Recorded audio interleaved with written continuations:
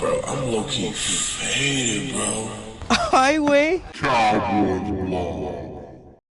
What's this guy supposed to be, the ultimate badass?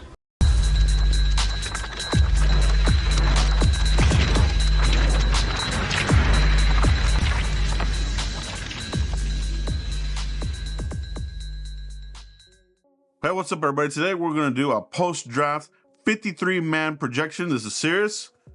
Cap mode time, bro. This is the Dark Shark Tooth. Boom. All right, baby. And without further ado, let's get into the action, man. So we've gone over the draft. We've gone over an early first round 2026 mock draft. Go check that out. And now we're looking at the roster. You know, a rookie minicamp just finished.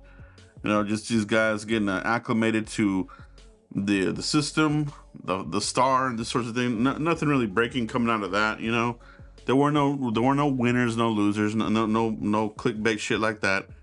But we are going to take a look at how this incoming draft class and undrafted rookie free agents could affect the 53-man roster. And so let's get into it, man. Let's look at we're going to look at the offense, and then we're going to look at the defense, right? And this is an early prediction or projection, whatever you want to call it, baby. Now, quarterback, I got two quarterbacks, Dak Prescott and Joe Milton. I don't think they're going to carry three. I will be very surprised. They don't really have a young developmental guy. I know that they brought in an arm here for rookie minicamp and probably OTAs. Maybe they carry this kid into the practice squad. You know what I mean? But for the 53-man, two quarterbacks. All right. Wide receivers, let's take a look at this. As of right now, post-draft, you know, without any trades being made yet, you know, it's going to be CeeDee Lamb, Jalen Tolbert, Jonathan Mingo, Cavante Turpin. And that last spot, I mean, it's really up for grabs. It could be Paris Campbell. It could be Jalen Brooks. It could be Cropper. But for this exercise, I'm going Trayshawn Holden. You know what I mean? I think that he's coming into this with a chip on his shoulder, and his wide receiver coach here from Oregon is on staff. So, you know, does that give him a little bit of an edge, you know, as far as like what coach is going to be looking for? You know what I mean? He did get the lowest of the guarantees for the undrafted free agent. So that's a little bit of something there. Maybe that's something that he imposed on himself to push him to work harder. I'm not really sure. It's just a guess. But I have him taking that last spot there for right now. Okay. Going to running backs, Javonte Williams, Miles Sanders, Jadon Blue, and the last spot, Phil Maffa. All right. We have to move on from the Deuce Vaughn nepotism experiment. Didn't go anywhere. You know what I mean? I know I heard Broadus was asked this question, I think with Jeff Kavanaugh, as far as like Phil Maffa versus Miles Sanders or Javonte Williams. Why not Phil Maffa versus Deuce Vaughn? You know what I mean? That's immediately what I thought of. You know what I mean? So I'm pulling for Phil Maffa, and that'll be the four there. You know what I mean? But I think we might see a surprise here at the end of the day. But for right now, those are the four running backs: Javonte Williams, Miles Sanders, Jadon Blue, and Phil Maffa. All right. Tight ends: Jake Ferguson, Luke Schoonmaker, Brevin Spanford, and the last tight end spot I think is also up for grabs. You know, John Stevens Jr. had a lot of potential, has all the measurables that the Cowboys want, but cannot stay healthy. So if he doesn't pull through this camp, one of these other young cats is probably going to steal this from him. So right now I'm penciling him in as the vet. You know, as long as he can, if he stays healthy, he should be able to lock that up. But if not, you've got some young cats here scratching at the door with a new regime that could, you know, overtake that spot there. All right.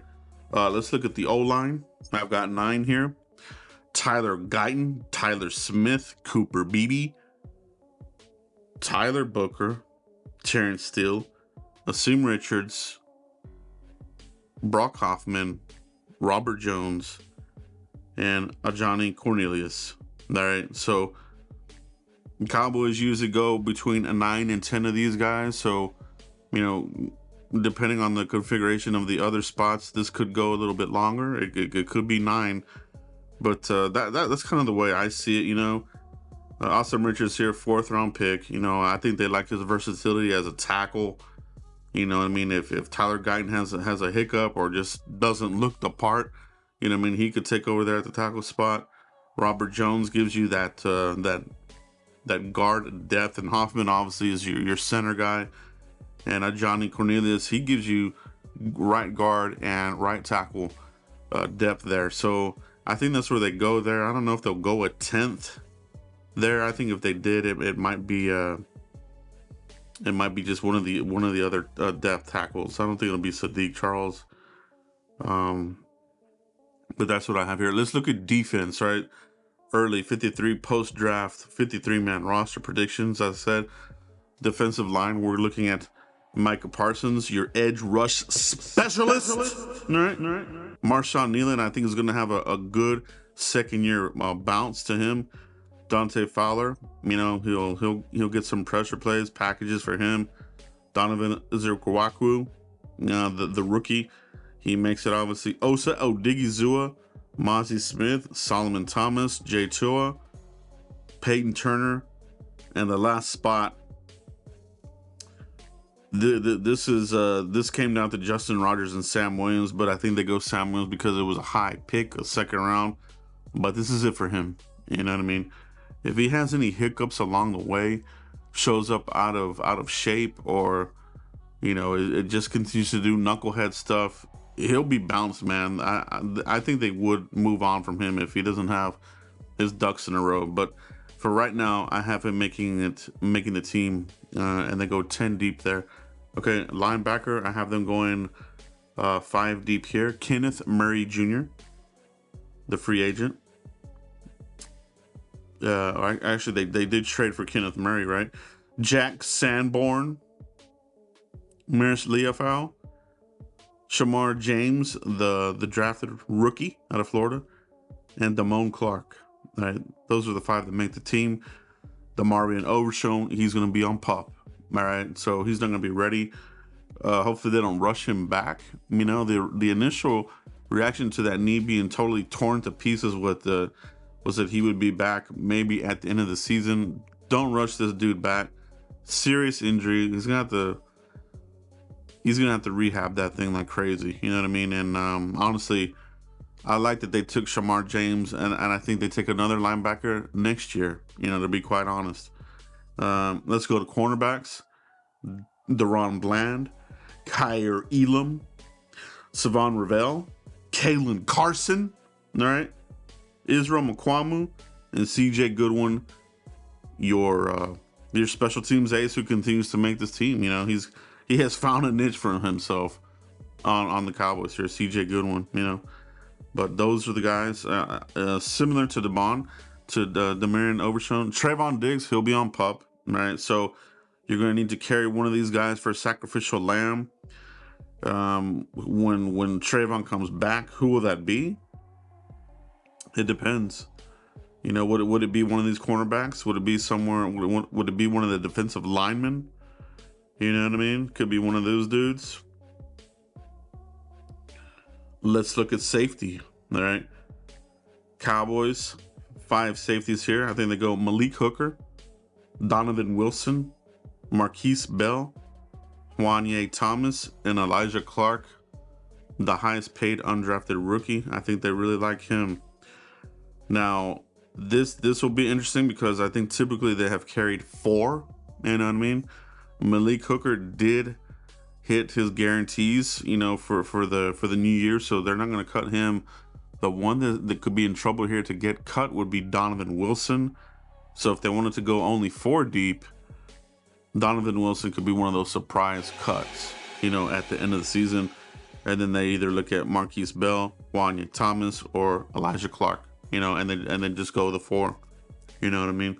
There will be some surprise cuts in this along the way, so be prepared for that. Special teams, obviously, Brandon Aubrey, Brian Anger, and Trent Sieg as your long snapper. So that's 3 there. So that's 53 in all. Do you have any players here that you think will not make the team? Do you have anybody that does make the team? I did not carry Tommy Akins Basote. making it. I think he'll be a practice squad player. But you know, depending on the configuration of the defensive line, you know, maybe they like him over Peyton Turner. You know, maybe they like him over Sam Williams. But I think that he's more of a practice squad candidate. All right, but you know, we'll see about that. Offensive line, your running backs. How do you feel about running backs? Like I said, Javonte, Miles Sanders, Jadon Blue, Phil Maffa. They usually go in here in recent years. They've gone 4. You know, do they carry Deuce Vaughn again? I really hope they don't, man. And wide receiver, I think, could be interesting as well. But guys, let me know what you think about this early post-draft 53-man projection. All right, let me know what you think in the comments. And post yours in the comments if you would like. Try to give it a shot and see what configuration you come up with. That's all I have today, guys. We'll see you for the next one. Peace. Yeah, old school, baby.